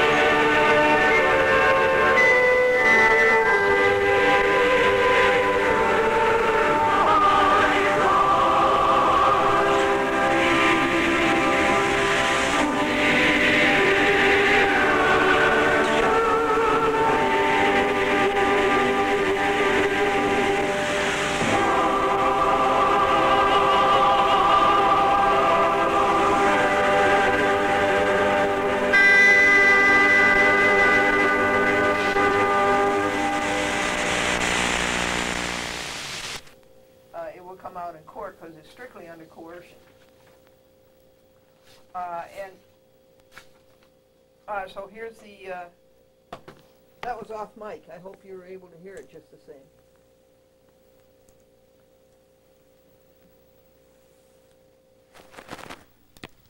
Now here's the audio of that. Is this entertaining? Is it unbelievable? The depths to which these hoods have sunk? Okay. Audio.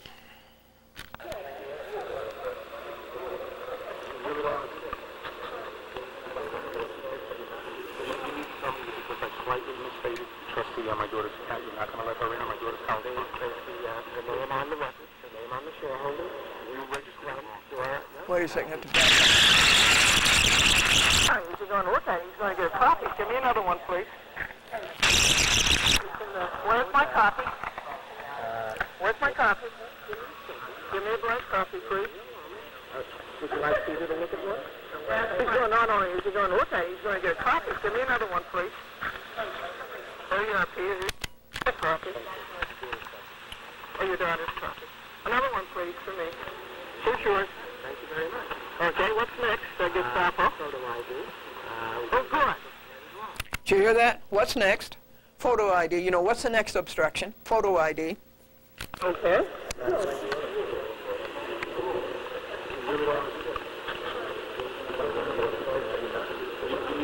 Because I slightly misstated trustee on my daughter's account. You're not going to let her in on my daughter's account. The name on the record, the name on the shareholder. You registered it wrong. Glendora, no, that's the name you gave us. Glendora Custodian Court. What's wrong with it? Forensic, whatever name you want. I don't care. Former, this time, is trying as an obstruction, saying that, did you notice that the name, that was the stockbroker's mistake years ago. He spelled Glendora, G-L-E-N, capital D-O-R-A. And so Former, in his desperation, is picking at that. And, of course, Peter Wunsch is a little too smart for that. He outdistances Former in acuity by many, many miles. Peter said, I heard Peter say to Former, I'm taking you to the SEC. The Securities Exchange Commission. I'm taking you to the SEC. I'll be calling the SEC this afternoon. I don't care. You have any name you want. You just let me in. My license is not matching my registration. You let me in. You got a problem, Charlie? You got to do that. Go ahead. I will be contacting the SEC to get the sign. Good. Good. And I'm your witness. And I'm your witness. That's when Peter said, Peter Wunsch said, W-U-N-S-C-H. Peter Wunsch says, I will be contacting the SEC this afternoon.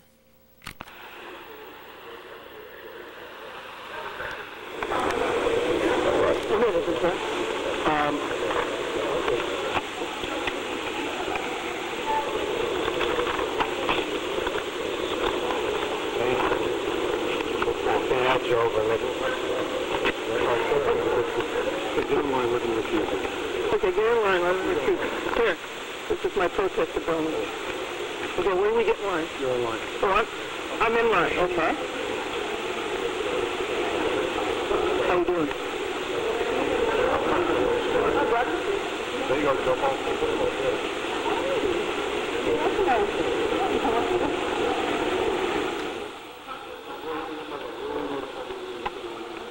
Hey, I want you to look at that woman right there. See the black woman and the blonde woman I told you about? That was Victoria Salhouse. I wanted Peter Wunsch to see Victoria Salhouse because I have an earful for Peter Wunsch about Victoria D. Salhouse, a liar for hire who works, can you say with or against Former?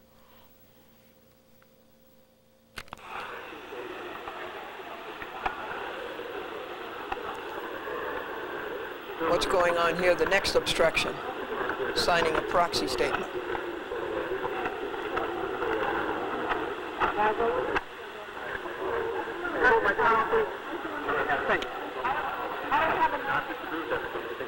You should have been notified before when you sent this out. I have no feeling on that. I got somebody holding my plate. Oh, okay. This is former and Peter talking again. And Peter is finding out what the next obstruction is. And as you will see shortly, it's signing a proxy statement. I came out of line, of course, to hear what they were saying and to tell you what they were saying. And Peter says, go back in line. And I said, I have somebody holding my spot in the line. I want to get the conversation on tape.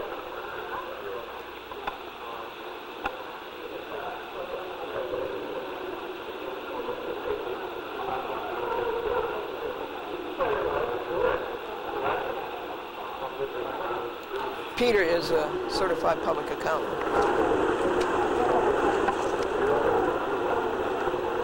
He's very smart. The subscribers are so mad at him. They're afraid to let anybody in without a photo ID. They're the ones we should have a photo ID of.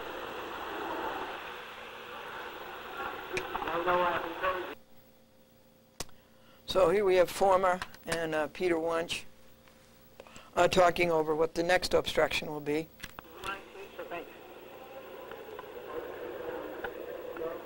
Hi there. Sweetheart, here's your newspaper. That's to Franklin. New York Times. News, Buffalo News. Time, they stole the company. They're scared stiff. They're scared of the subscribers, public access producers, and the shareholders. This is Glendora to Franklin.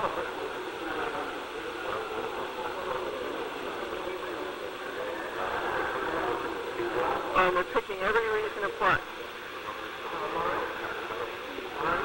Look at the Gestapo. Look at Dolan's toy soldiers. Napoleonic army. Imperialism. Pull my line, please. Thanks.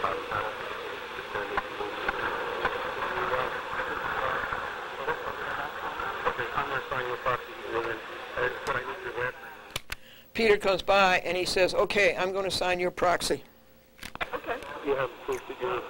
Yep. And how do you spell your last name? B-boy-U-E-L-L. You got it. U-E-L-L.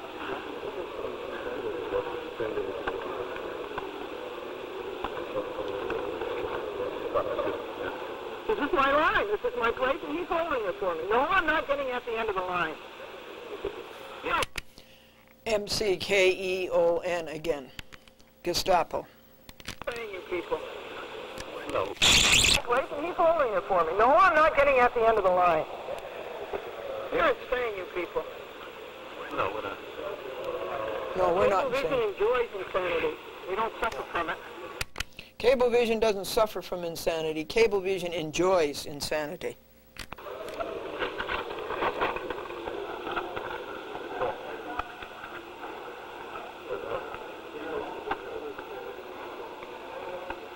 Must be the Yankees, I hope.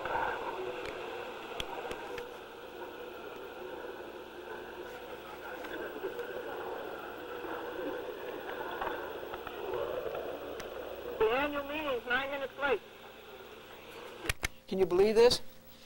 In their insanity, to keep me from going to the annual meeting, one shareholder, they were holding up 300 people in that auditorium.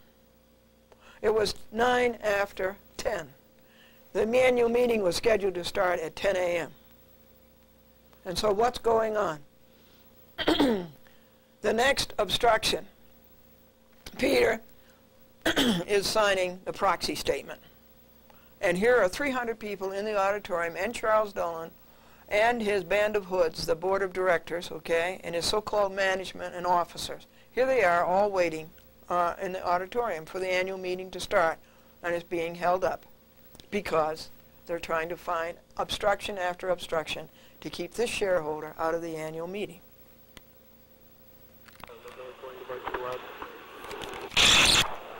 The annual meeting's 9 minutes late.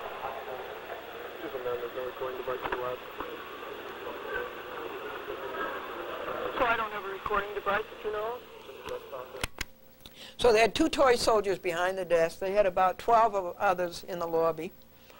And so this one toy soldier says, you have a recording device. He says, I see it in your vest pocket. Now what happens? Now what happens? No, sorry. No, sorry. I've already signed the paper. I won't record under penalty. You see Fulmer over there, okay? I've already signed the paper.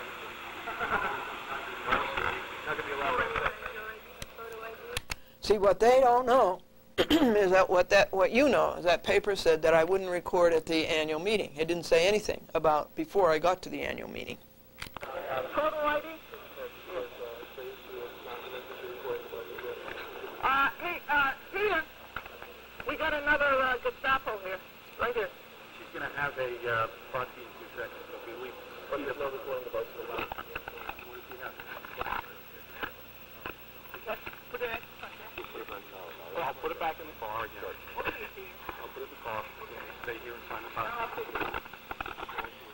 Did you hear that okay? Peter says, I'll put the recorder in the car. You sign here. You stay here and sign the proxy. And the annual meeting is downstairs waiting for it to, the people are waiting for it to start. And what's delaying it? Peter's running to the car with his recorder. You can hear him run.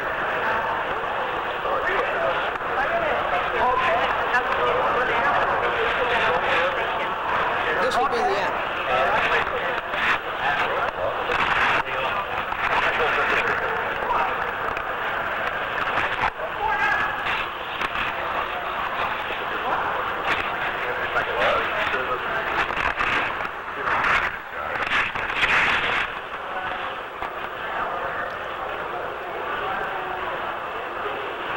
So this lawyer, he said he was a lawyer. He used this. Now you can't go to the annual meeting because you signed the paper you wouldn't record. So I asked him his name, and it's Lawrence.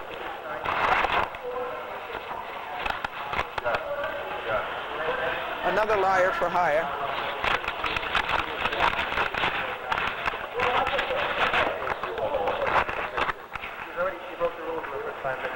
I did not break the rule.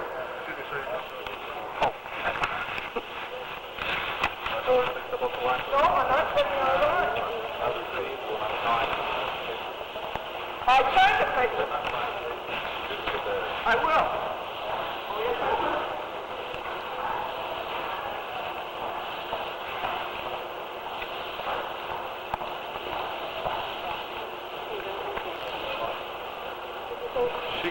Let her sign it, don't give it a badge. Let her sign it and hold the badge and sign. The woman at the desk wouldn't let me sign. The Gestapos behind the desk wouldn't let me sign. And for some reason, Paul Ryan says, let her sign. Let her sign. So they had all these neat little names and little tiny spaces that you can't read. And so I took the rest of the page and I signed a great big Glendora. And I said June the 4th, year 2002, Anno Domini. Let her sign it. Let her sign it. And give her a badge.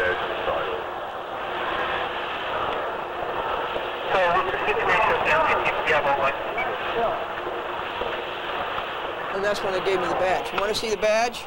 Okay, hold on. We'll go get the badge.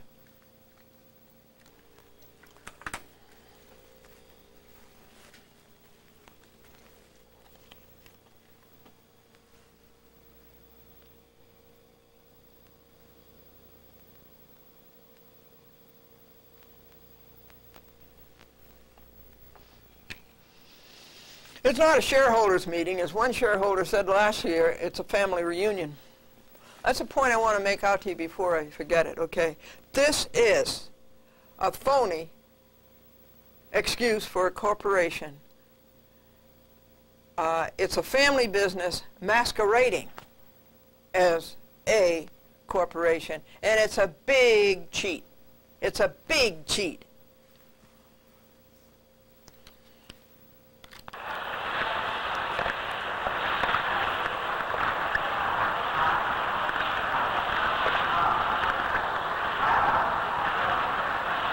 Good thing Peter was in command.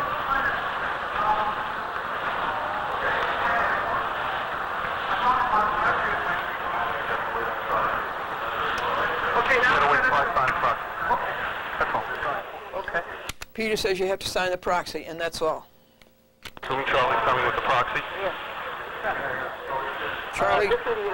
Charles Former coming with a proxy. Glendora says, okay. Said you signed a statement that you wouldn't have a tape recorder at the meeting. Oh, no. It says at the meeting. At the meeting? Yeah, at the meeting. I'm not at the meeting.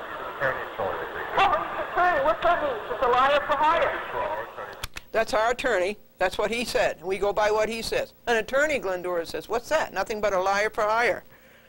An attorney is for a liar for hire.